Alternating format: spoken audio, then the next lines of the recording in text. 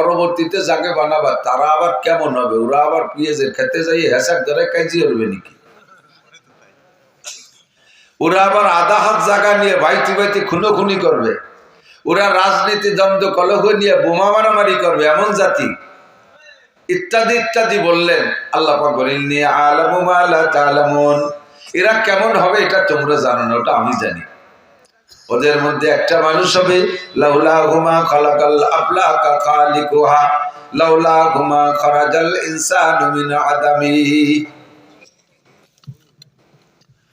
ওদের মধ্যে একটা লোক হবে এমন, যেই লোকটারে না বানাইলে ফেরেশতা তোমাদেরকেও বানাইতাম না, আসমান বানাইতাম না, জমিন বানাইতাম না, চন্দ্র সূর্য বানাইতাম না, আমার অনেক অনেক সৃষ্টি বানাইতাম না।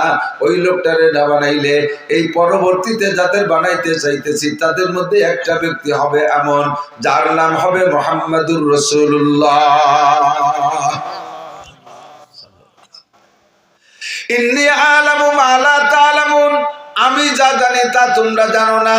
আমার ওই বনি আদম এমন সম্মানী হবে, তারা যখন দিন শিখার জন্য ঘর থেকে বেরোবে তখন তোমরা ফেরেশতাদের উপরে দায়িত্ব থাকবে, তোমরা তাদের পায়ের নিচে পর বিছাইয়া দিবা।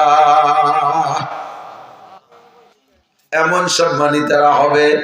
রব্বুল আলামিন আমাদেরকে শুরু থেকেই ভালোবাসা দিয়ে আসতেছেন। বানানোর ক্ষেত্রে ফেরেশতাদের অমৌন অসমর্থনকে উপেক্ষা কইরা আল্লাহ আমাদেরকে বানাইছেন। বানায় আবার একই সময় সেই সময় জান্নাতও ছিল, জাহান্নামও ছিল। আদম আলাইহিস সালামকে বানাইয়া আল্লাহ জাহান্নামের মধ্যে রাখলে রাখতে পারতেন, মিয়া এই জায়গা 2-3 মাস থাকো, পরে একদিক সরাই নিয়ে যাব, পোস্টিং করব, তা না কইরা সর্বপ্রথম বানাই জান্নাতের মধ্যে অবস্থান দিয়েছেন। জান্নাতের মধ্যে থাকো 2 জন, আর পরাণ ভরে এর মধ্যে ঘোরো ফেরো আর খাও। সবচাইতে শ্রেষ্ঠ জায়গা জান্নাত, সেখানে রাখার ব্যবস্থা করলেন। এটা আর একটা ভালোবাসার প্রমাণ। এরপরে আল্লাহ পাক রব্বুল আলামিন হিকমত করে পাঠাইলেন দুনিয়ায়। দুনিয়ায় পাঠানোর পরে এবার আমাদের জন্য আল্লাহ পাক অসংখ্য নিয়ামত রাজি তৈরি করেছেন। সূর্য বানাইছেন আমার খেদমতে, চন্দ্র বানাইছেন আমার জন্য, কতক্ষণ পানি বানাইছেন আমার জন্য, বাতাস বানাইছেন আমার জন্য, ফ্রি সার্ভিস দিচ্ছেন অক্সিজেন। আইসিইউতে গিয়ে যদি আপনি কৃত্রিম মানুষের তৈরি করা অক্সিজেন ব্যবহার করেন, ঘন্টায় 2000 টাকা বিল আসে। 24 ঘন্টা থাকলে 48,000 টাকা বিল দেওয়া লাগে। 60, 70, 80, 90, 100 বছর পর্যন্ত বাঁচতেছি আমরা। আল্লাহর দেওয়া প্রদত্ত অক্সিজেন ব্যবহার করি, কোনোদিন বিল দেওয়া লাগে না, আর নিতেও কোনো কষ্ট হয় না। এটা আল্লাহ পাক আমার জন্য নিয়ামত দিয়েছেন। প্রয়োজন পরিমাণ মাছ দিয়েছেন, প্রয়োজন পরিমাণ গোশত দিয়েছেন, হাজার হাজার ফল দিয়েছেন, রকমারি খাদ্য দিয়েছেন। বলতে গেলে জীবন শেষ হয়ে যাবে। আল্লাহ কয় ওয়া ইন তাউদ্দু নি'মাতাল্লাহি লা তুহসুহা। তোমাদের জন্য এত নিয়ামত বানাইছি, সারা জীবন গণনা করে শেষ করতে পারবা না। এ সবই আমার ভালোবাসার প্রমাণ। কতক্ষণ? যে যারে ভালোবাসে সে তার অপরাধকে চোখে কম দেখে। দোস্তর যদি দোস্ত হাজার কঠিন বন্ধুত্বতা হয়, দোস্ত যদি অপরাধ করে ওটা কোনো না কোনো ভাবে সারিয়ে নেওয়ার চেষ্টা করে। আল্লাহ কয় বান্দা এ জায়গা আমার ভালোবাসার প্রমাণ দেখো। কত মানুষ আছে আমাকে আল্লাহ বলে স্বীকার করো না। নমরুদ, কারুন, হামান, সাদ্দাত, ফিরাউন, আবু লাহাব, আবু জাহেল, উতবা, সাইবা, এমন করে কাফের, মুশরিক, হিন্দু, বৌদ্ধ, খ্রিস্টান 800 কোটি মানুষের মধ্যে 600 কোটি মানুষ আল্লাহকে আল্লাহ বলে মানে না। অথচ আল্লাহ পাক তাদের খাদ্য বন্ধ করে দিচ্ছে না, তাদের ক্ষেত খামারের উৎপাদন বন্ধ করে দিচ্ছে না, তাদের কোনো প্রযুক্তি আল্লাহ তাআলা থামায় দিচ্ছে না, সেগুলোকে নষ্ট করে দিচ্ছে না। দুনিয়ার ধন দৌলতের ব্যাপারে তাদের উপরে হস্তক্ষেপ করতেছে না। তাদের বাচ্চা কাচ্চা জন্ম নিতে আল্লাহ বাধা দিচ্ছে না, যে কাফেরের বাচ্চা পয়দা হলে সেটাও তো কাফের হবে, সেহেতু আল্লাহ দ্রোহী হবে, কাজে ওদের মহিলাদের পেটে বাচ্চা হবে না, এমন সিদ্ধান্ত আল্লাহ নেয় না। আল্লাহ পাক বলেন বানাইছি বড় মহব্বত করে, বড় দরদ করে বানাইছি, কাজেই তোদের হাজারো অপরাধ আমি চোখ বন্ধ করে মেনে নেব। আমার 99টা নামের মধ্যে একটা নাম সত্তার। আল্লাহর একটা নাম কি? সত্তার। সত্তার মানে গোপনকারী, সত্তার মানে গোপনকারী। আমরা এখানে যারা বসা আছি, সাবালেক থেকে নিয়ে এ পর্যন্ত যাদের বয়স হয়েছে, যার যতটুকু হয়েছে, মুখে স্বীকার করতে বলতেছি না, প্রত্যেকেরটা ভিতরে জানা আছে। সাবালেগ হওয়ার পর থেকে নিজে যতটুক বয়স পেয়েছেন, এই জীবনে নাবালেগ থাকতে যেগুলো হয়েছে সেগুলো আল্লাহ ধরে না। সাবালেগ হওয়ার পর থেকে নিয়ে নারী বলেন আর পুরুষ বলেন, প্রত্যেকটা মানুষের জীবনে এমন এমন অপরাধ করা আছে, যেই অপরাধগুলো যদি সমাজে প্রকাশ পাইতো, আল্লাহু আকবার, সম্মান তো দূরের কথা, মানুষে তারে মুখে চুনকালি দিত।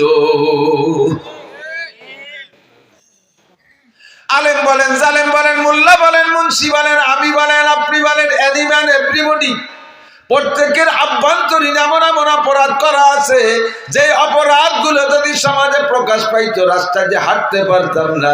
আমার আল্লাহ সত্তার নামের ওসিলায় গোপন কইরা রাখছে। কয় বান্দা, তোরে বানাইছি বড় বড় মোহাব্বত করে, দরদ করে, তোরে আমি অত্যন্ত ভালোবাসি, তাই আমি অপেক্ষা করি দেখি তুই ওখান থেকে ফিরে আসিস নাকি, তোরে অপমান করবো না। এবার আল্লাহ পাক বলেন, আমি তো তোমার ভালোবাসা সৃষ্টি করেছি, অসংখ্য নিয়ামত দিয়ে লালন পালন করি, বান্দা তুমি কি আমাকে ভালোবাসো? নবী পাককে আল্লাহ পাক বলেন, বান্দার কাছে জিজ্ঞেস করো, কুল ইন কুনতুম তুহিব্বুনাল্লাহ, বলো তাদের কাছে জিজ্ঞাসা করো, তোমরা কি আল্লাহকে ভালোবাসতে চাও?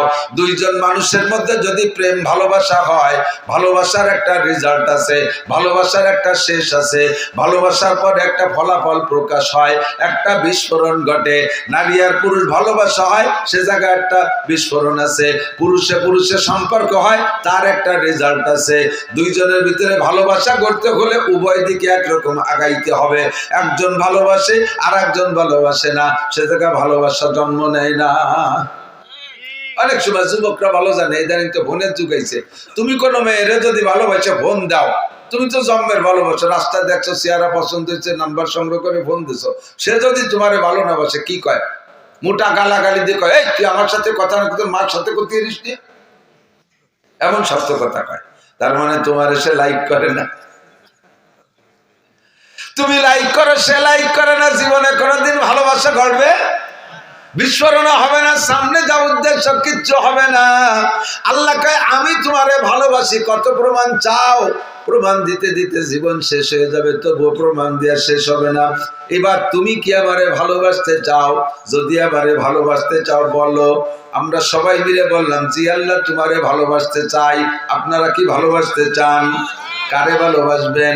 আল্লাহকে ভালোবাসবো। ও যুবক, দুনিয়ার কেউরে ভালোবাসিস না, ওই ভালোবাসার মধ্যে কোনো ভালো ফল আসে না, লাস্টে যায় অপমান হইতে হয়। আর কিসি সে দিল লাগানা জিন্দগি বরবাদ হয়, হর কিসি সে দিল লাগানা, খেয়াল করেন, হর কিসি সে দিল লাগানা জিন্দগি বরবাদ হয়, এক তো আপনা ওয়াক্ত বরবাদ, দুসরে তো বদনাম হয়। উলামায়ে কেরাম বলছে বলে ঠিক কইছে, পাবলিকই ঠিক কইনি। हर किसी से दिल लगाना जिंदगी बर्बाद है, কাহারো প্রতি দিল লাগানো, কেউরে ভালোবাসা জীবনটা নষ্ট করা ছাড়া আর কিছু না। কি কি নষ্ট? এক তো আপনা ওয়াক্ত বরবাদ, দুসরে তো বদনাম হয়, একালো সময় নষ্ট, তার পিছনে প্রেম গল্প করতে যথেষ্ট সময় নষ্ট হয়, অবশেষে যাইয়া বদনামের শেষ নাই। যদি ভালোবাসতে বাসতে আকাম পর্যায়ে চলে যাও, আল্লাহ বাসালি 39 জুতোর বাড়ি খাতি পারবা।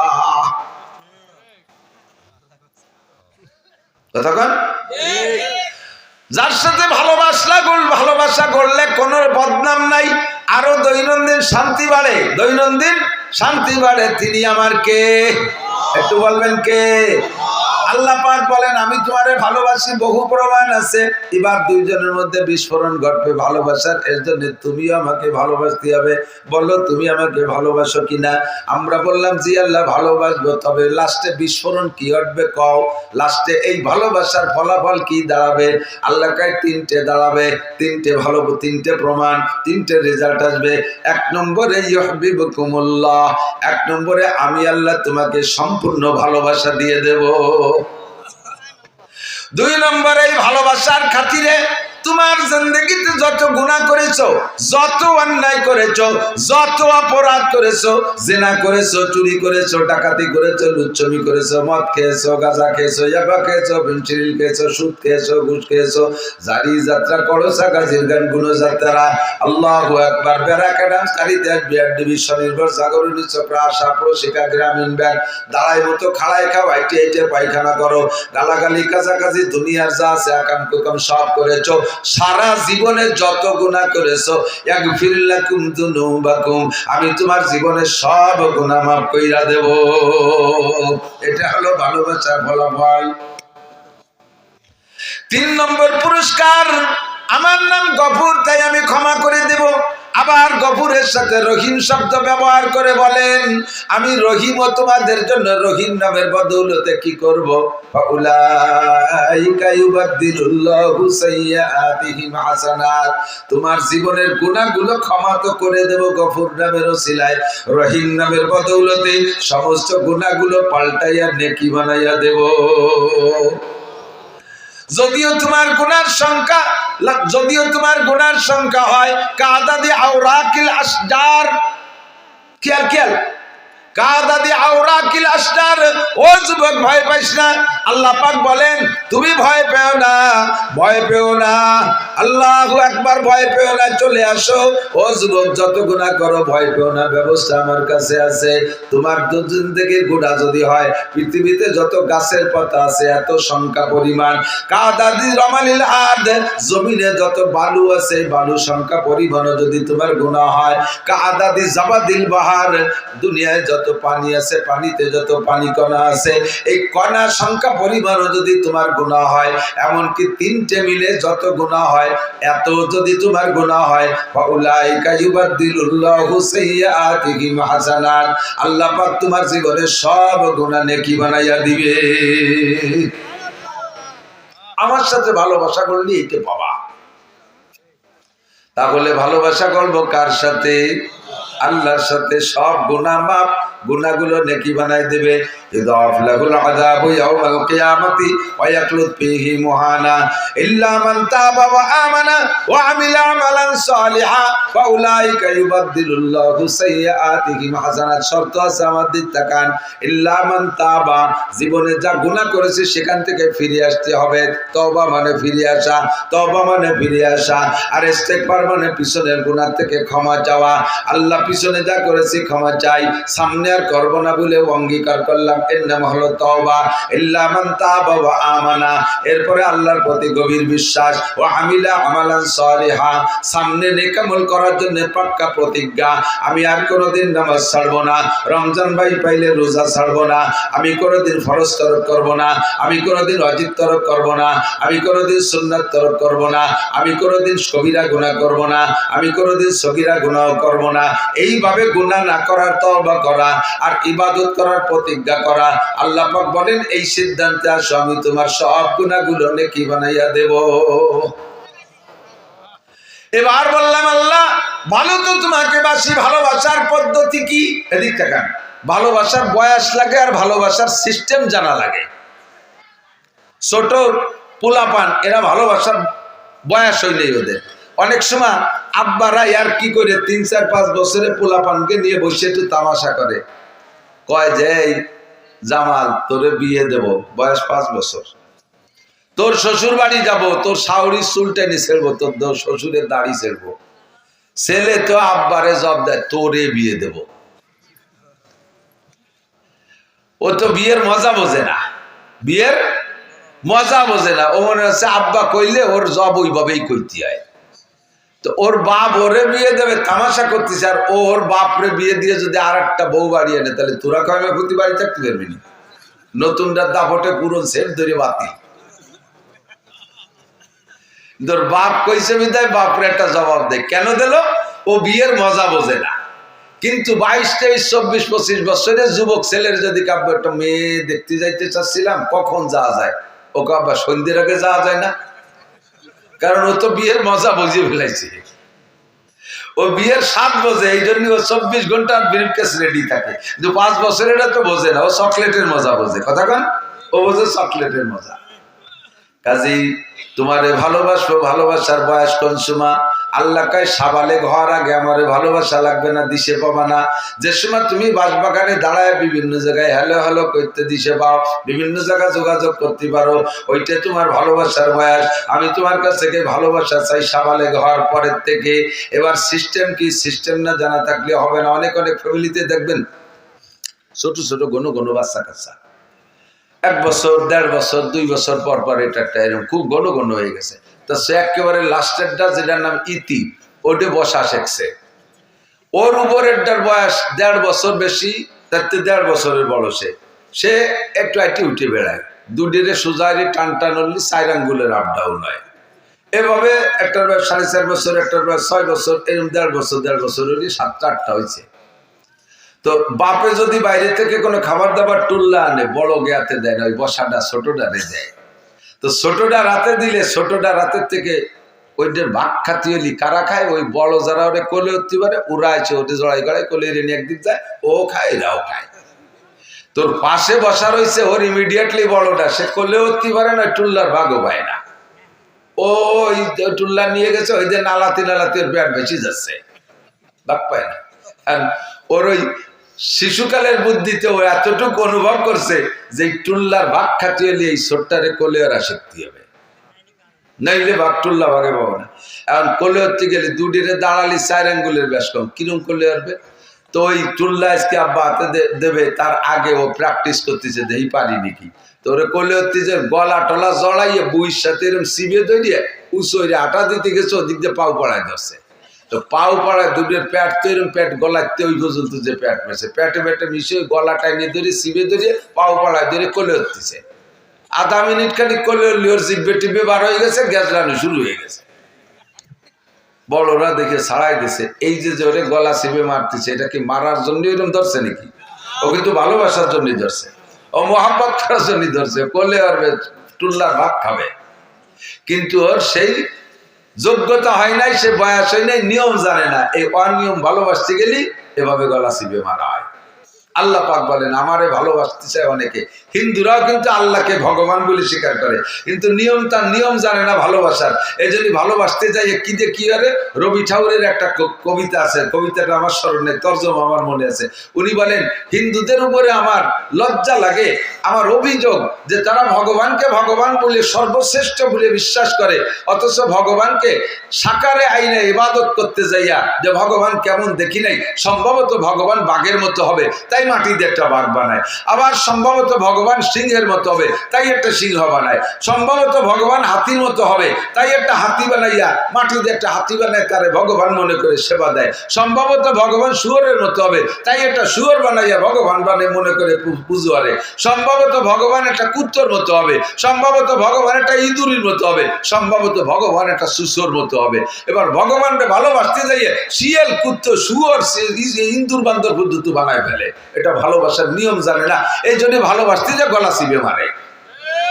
বাউল ফাউল পার্টি মাজারে যারা যায় ভণ্ড পীরের দরবারে যারা যায় তারা আল্লাহরে পাইতে যায়, নিয়ম জানে না, আল্লাহরে গলা টিপে মারে। নবীকে ভালোবাসার নিয়ম জানে না, গলা টিপে মারে। বিভিন্ন জায়গা যাইয়া এই সমস্ত গুলো আল্লাহকে ভালোবাসতে যে গলা টিপে মারে, কারণ তারা নিয়ম জানে না।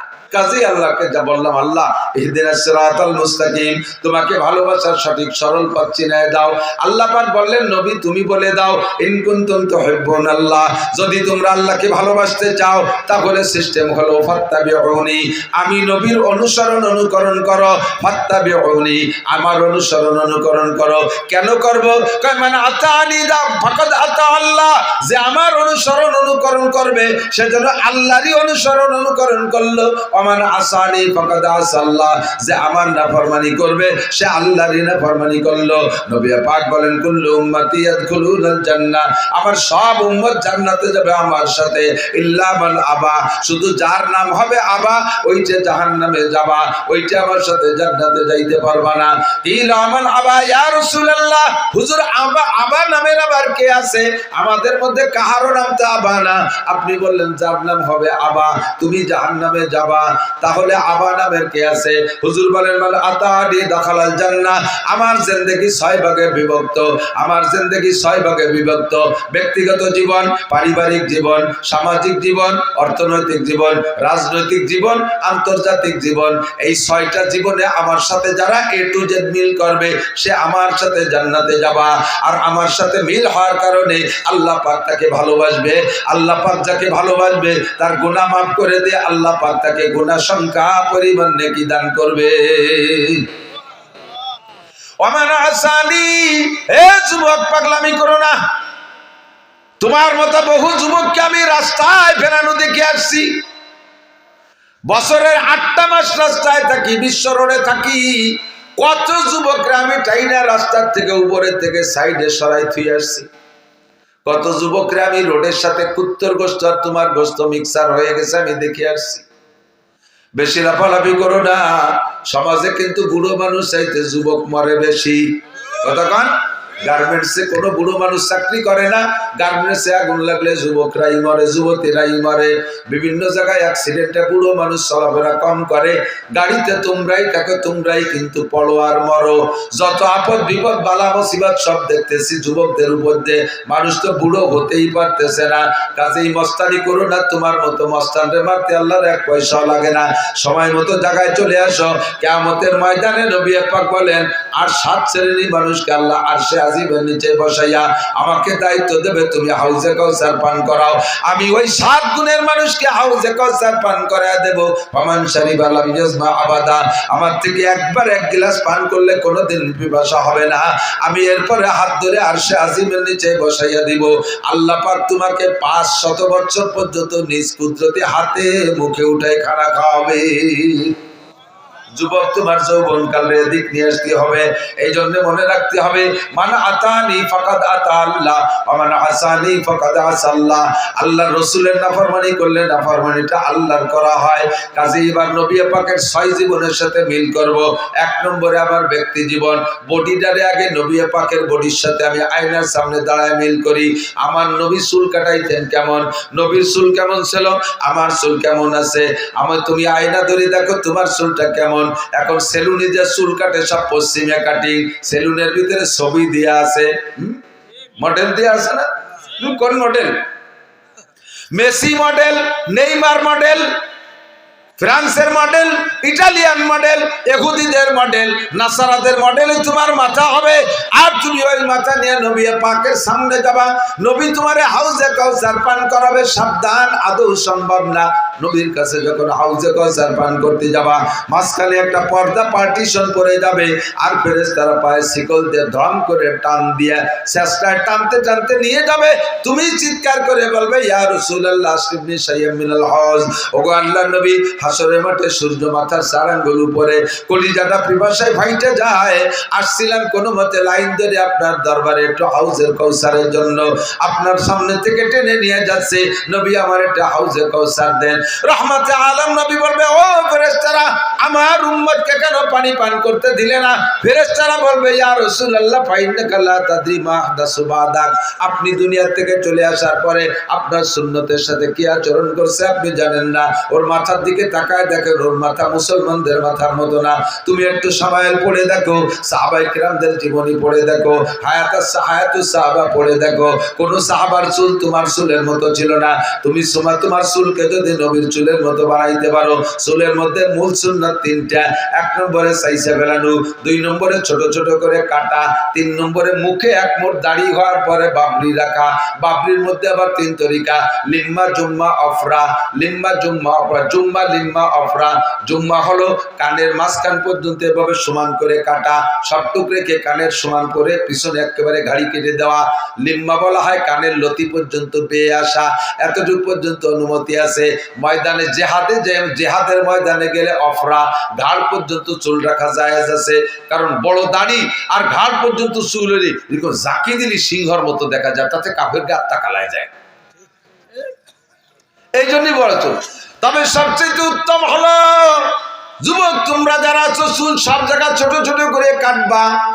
কদম শার্ট বলে উপরে যেমন নিচে তেমন সাইডে পাতলা করে উপরে বড় রাখা, এটা খ্রিস্টান কাটিং। আহসানুল ফতোয়ার ভিতরে লেখছে, উলামায়ে কেরাম মনে রাখবেন, আহসানুল ফতোয়া 3য় খণ্ড বাবুল ইমামতের মধ্যে লেখছে, যদি কোনো মসজিদের ইমাম সাহেব ইংরেজি কাটিং চুল কাটে, অর্থাৎ এখান দিয়ে পাতলা করে প্যাক করে সমান করে উপরে বড় রাখে, এই ইমামের পিছনে নামাজ পড়া মাকরুহে তাহরিমি। মুয়াজ্জিন যদি এমন চুল কাটায়, তার আযান দেওয়া মাকরুহে তাহরিমি। এটা ইমাম মুয়াজ্জিনের উপর দিয়ে গেল। মুসল্লিরা কাটলে, মুসল্লিরা এমন কাটাইলে তো গুনাহ হবে না? কতক্ষণ চুলটা তুমি সুন্নতের মধ্যে নিয়ে আসো। হুজুর বলেন, মান তামাসসাকা বিসুন্নতি ইনদা ফাসাদে উম্মতি ফালাহু আজরু মিয়াতি শাহীদ। আগেই বলে ফেলাইছি, যে সময় দুনিয়া থেকে সুন্নাতগুলো মিটে যাওয়ার সম্ভাবনা দেখা দেবে, ওই সময় একটা সুন্নতের পর আমল করলে 100 শহীদের সওয়াব দেওয়া হবে। চুলের মধ্যে 100 শহীদ। এবার চলে আসো মোসের মধ্যে আর দাড়ির মধ্যে। হুজুর বলেন, কসু সারে বাবা বললোহা, মোসে ছোট করো, দাড়িরে বড় করো। মোসে কত ছোট, এমন কাটা কাটবা, হাত্তা ইউরা বিয়াজুল জাল, তোমার চামড়া পর্যন্ত দেখা যাবে, এমন ছোট করবা। আর ওয়াফুল্লোহা, দাড়িরে সাইডে দাও। আহসানুল ফতোয়া 3য় খণ্ড বাবুল ইমামতের মধ্যে লেখছে, যদি কোনো মসজিদের ইমাম সাহেবের দাড়ি 1 মুঠ হওয়ার আগে, 1 মুঠ লম্বা হওয়ার আগে কাইটা যদি খাটো করে রাখে, ছোট ছোট খাইজুনি খাইজুনি পেঁয়াজের পাশা যে দাড়ি, পেঁয়াজের ভাষা দাঁড়িয়ে না, এই পেঁয়াজের দাড়ির মতো দাড়ি রাখে, বগল সাইজ দাড়ি, বগলও চারটুক দাড়িও চারটুক, এই বগল সাইজের দাড়ি রাখে, ওই ইমামের পিছনে নামাজ পড়া মাকরুহে তাহরিমি। ইমাম পাল্টাইতে হবে মসজিদ থেকে, যত বড় কারি হোক, যত বড় আলেম হোক, যত বড় মুফতি হোক, ওই ইমামের পিছনে নামাজ পড়া যাবে না, মাকরুহে তাহরিমি। মুয়াজ্জিনের দাড়ি খাটো হইলে মুয়াজ্জিনের আযান দেওয়া নিষেধ, মুয়াজ্জিনদের পাল্টাইতে হবে। আর সাধারণ পাবলিক যারা দাড়ি রাখবেন, সকলের দাড়ি কমপক্ষে 1 মুঠ লম্বা, 1 মুঠ লম্বা, অর্থাৎ দাড়িরে ধরবেন, এই বৃদ্ধাঙ্গুল থুতির সাথে লাগাই দেবেন এই নিচে পর্যন্ত। এর চাইতে লম্বা যেটুকু হবে ওটুকু কেটে খাটো রাখতে পারবেন, তবে না কাটলে, বেশি দেখলে সুন্দর হইলে রাখতে পারবেন। তবে যদি মনে হয় যে বেশি লম্বা হয়ে গেলে ময়লা হওয়ার ভয় থাকে, জটা ধরার ভয় থাকে, তাহলে বাকিটুক কাটতে পারবেন, তার আগে না। দাড়িরে খাটো কইরা কাটা চাষার চাইতে বড় অপরাধ। যেই লোকটা বেলেট দিয়ে সম্পূর্ণ হলক করে ফেলে, চাইছে ফেলে, সে চাষারে গুনাহ মনে করে, নিজেকে সে অপরাধী মনে করে। আমি দাড়ি চাইছে ফেলতেছি, গুনাহ মনে গুনাহ করতেছি, সে গুনারে গুনাহ মনে করে। কিন্তু যে একটুক একটুক দাড়ি রাইকা দাড়ি মনে করে, যা সুন্নত না তারে সুন্নত মনে করে, একে বলা হয় তাহরিফে শরিয়াত। শরিয়াতে পরিবর্তন করা, নষ্ট করা। যা শরিয়াত না তারে শরিয়াত মনে করতেছ, কবিরা গুনাহ, ঈমান নষ্ট হইয়া যাইবে। চুল দাড়ি মোছ ঠিক করবেন, সপ্তাহে না পারলে 15 দিন, সর্বোচ্চ 40 দিনের ভিতরে গুপ্তাঙ্গের লোম পরিষ্কার, বগলের লোম পরিষ্কার, সপ্তাহে সপ্তাহে নখ কাটা, এটা নবী আলাইহিস সালামের সুন্নাত। এর এক একটা সুন্নতের বিনিময়ে 100 শহীদের সওয়াব। হুজুর বলেন, মানে আতানি দাখালাল জান্নাহ, আমার এই সুন্নতগুলোর অনুসরণ করলে তুমি জান্নাতি হবা। এমনি সময় তোমার কাজ কামের জন্য দৈনন্দিন যে পোশাক লাগে পরো, কিন্তু রেগুলার তোমার সুন্নতি পোশাক বানায় নাও, রেগুলার তোমার সুন্নতি পোশাক বানায় নাও। আবু দাউদ শরীফের মধ্যে হাদিস আছে, সাহাবী বর্ণনা করেন, মা ক্বালা রাসূলুল্লাহ সাল্লাল্লাহু আলাইহি ওয়াসাল্লাম ফিল ইজার ফাহুয়া ফিল কামিজ ওয়া ইজ্জাতুল মুসলিমি ইলা আনসাফি সাকাইহি। মুসলমানের জামার পাজামা কতটুকু লম্বা হবে? হুজুর সাহাবী বলেন, হুজুর বলেছেন, পাজামা যতটুকু লম্বা হবে জামাও ততটুকু লম্বা হবে। গোল না ফাড়া তা বলে নাই, পাজামা যতটুকু লম্বা হবে জামাও ততটুকু লম্বা হবে। এবার পাজামা কতটুক হবে? ইজ্জাতুল মুসলিমি ইলা আনসাফি সাকাইহি, মুসলমানের পাজামা হাঁটু আর টাকনু এর মাঝখান পর্যন্ত হবে। প্যান্ট পরশ অর্ধেক পর্যন্ত, নেসফে শাক পরবা, লুঙ্গি পরলেও পর্যন্ত, তবে জায়েজ আছে নিচে টাকনু রাখ পর্যন্ত। এবার হুজুর বলেন, মানজারা ইজারাহু বাতারা লাম ইয়ানজুরিল্লাহু ইলাইহি ইয়াওমাল কিয়ামা মা আসফালা মিনাল কাবাইন ফাহুয়া ফিন্নার। পুরুষরা টাকনু ছুঁয়ে প্যান্ট পাজামা লুঙ্গি পরা, টাকনু ছুঁয়ে প্যান্ট পাজামা লুঙ্গি পরা, এই টাকনু, যেই টাকনু ছুঁইবে ওই টাকনু জান্নাতে যাবে না। কিয়ামতের মাঠে আল্লাহ তাআলা তার দিকে ফিরে তাকাবে না। পুরুষরা টাকনুর নিচে পড়বে না, অথচ পুরুষকে প্যান্ট টাকনুর তল দিয়ে দেখি যে স্যান্ডেলের নায়ের দেখতে বার হয়ে গেছে, আর এদিক দিয়ে উভয় দিয়ে আবার খুলে গেছে। মাঝে মাঝে বাদে মুসল্লি দুই একটা মসজিদে সেদিন কাল্লা আগের দিন যেন মগরিবের নামাজ পড়তে গেছে, এই মাহফিলে এসে এক জায়গায় কোন জায়গা যেন সামনে একটা নামাজ পড়তেছে, এই যে কানাইগুলির এদিকে সামনে যেটা দাঁড়ায় সেজদায় গেছে, আল্লাহু আকবার। গেঞ্জি এই দিক সরিয়ে চলে গেছে, প্যান্ট ওই দিক সরিয়ে চলে গেছে, ফাঁসাইতে 4 আঙ্গুল পরিমাণে, আর শিয়েল মিয়েল শুদ্ধ বার হয়ে গেছে।